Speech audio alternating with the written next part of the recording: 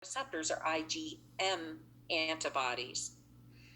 Those IgM antibodies, once they get activated, the very first antibody that is produced by a plasma cell or a memory or by a plasma cell is going to be IgM antibodies.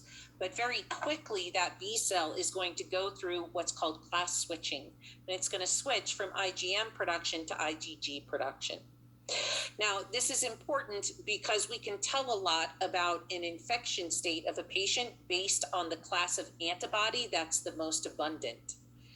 If IgM antibodies are the most abundant antibody in an antibody panel, and we can detect a high concentration of IgM antibodies, we know that we are early in the infection. If only IgM antibodies are being produced, we know that it's first exposure. If we have both IgM and IgG elevated, we know that we are early in the infection. If we have IgG as the primary antibody and lower IgM production, we're usually looking at secondary exposure. Now, IgG antibodies themselves have about a 3-week lifespan, anywhere from 20 to 25 days. Full lifespan would be about 2 to 3 months. They are found in what's called a monomer form only. So this basic Y shape right here is the only way that they're found. We don't find them in complexes like we do IgMs or IgAs. IgGs are found on the surface of memory B cells. So once a B cell becomes a memory B cell, the only antibody it's going to produce is an IgG. The IgG will be on its surface, and it will be what the plasma cells from that memory cell are going to produce. Once a B cell converts to IgG production, it never goes back. It stays in IgG mode.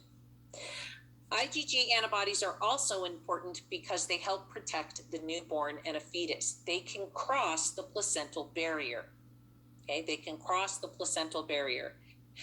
Maternal antibodies, so antibodies from mom, are able to cross the placental barrier, and they can last upwards of 6 to 8 months in the circulatory system of the newborn in order to help protect that newborn while their own immune system is kind of catching up and developing.